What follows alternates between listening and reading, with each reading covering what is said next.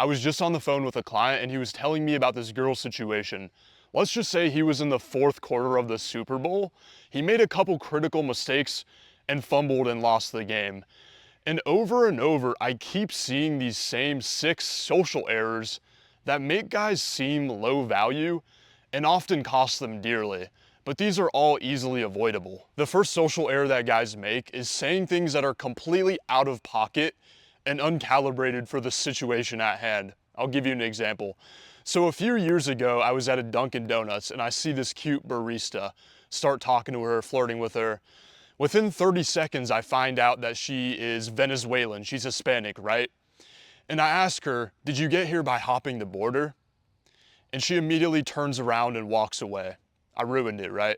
So the thing is that it's not even that bad of a joke, but it's just the fact that I had only known her for 30 seconds and I'm clearly a white guy from the South immediately making a racist joke, right?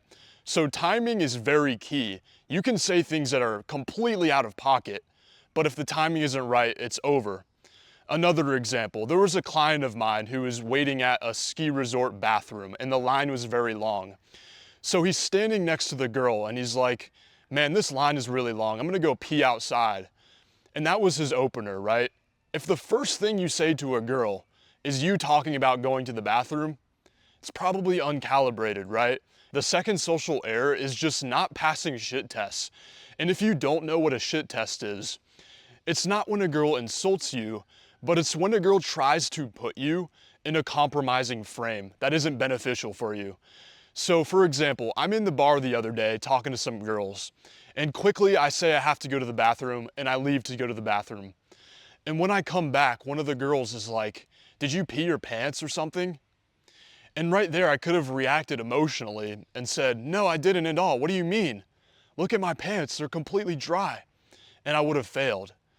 But instead she asked me that and I'm like, yeah, oh, and by the way, I was talking to that guy the other day. And so I barely even acknowledged her frame. And in this situation, it actually made her seem lower value. The fact that she was bringing up going to the bathroom and I just ignored it essentially. But a lot of guys here, they get defensive and they treat it like it's serious. The girl sees that he's reactive and he didn't recognize the test for what it was, meaning he just doesn't get it. By the way, if you have any questions about something you think might be holding you back in dating right now and you want to speak with me personally, I'm doing a few calls for free right now. Click the link below, hop on a fully confidential call with me and let's have a chat. The third social mistake is interrogating the girl. This is very common. This is when you ask a girl, where are you from? Oh, no way, how long did you live there? Oh, did you like living there? And basically you're just interrogating the girl, extracting information. So when you do this, you're unintentionally pedestalizing the girl because you're interviewing her like a celebrity and you're not providing your own input. So the girl not only isn't very engaged in the conversation because she's not learning anything new, but she views you as somebody who has nothing of value to add. And that's why you resort to asking question after question. By no means am I saying it's bad to ask questions, but it's bad when you can't provide your own input. And oftentimes, if you do this even 3 times in a row and you're talking to a girl at the bar, she'll just walk away because she's used to dealing with guys who have nothing to add to the conversation. It's just the same routine, guy asking boring stuff. The fourth social error is something I call me tooing. The first part of this is where you try to find commonalities with the girl constantly, or trying to connect with commonalities that really aren't even there in the first place. So let's say you find out that the girl drives a Toyota and you're like, no way, my grandma's uncle's sister's dog's nephew also drives a Toyota. No way, you went to that school? No way, I also went to college. And it really just seems like you're seeking rapport. You're chasing after the girl by trying to find commonalities. The second me tooing behavior is when you're always agreeing with what the girl says, even if you truly differ in the opinion. So the other day I'm talking to a couple girls and they're like, oh, we were at the mall today and a couple of 18-year-olds walked up and approached us. Ah, so embarrassing.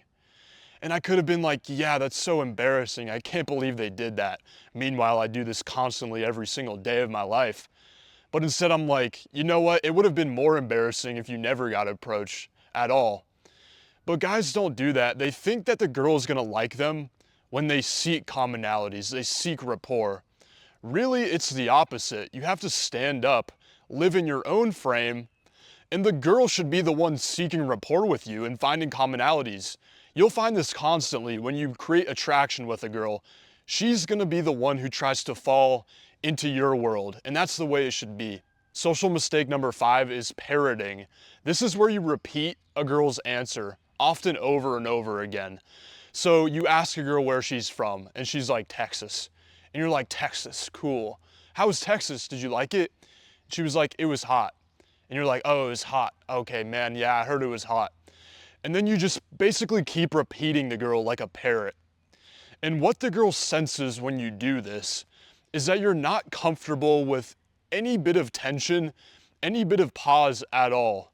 So you need to fill the silence and the gaps with filler words. The only time that I parrot a girl is when I learn her name. So if a girl tells me her name is Jessica, I'll be like, Jessica, nice to meet you. And that's only so that I can remember her name. Otherwise, it's just out the window. The 6th social error is being apologetic for nothing.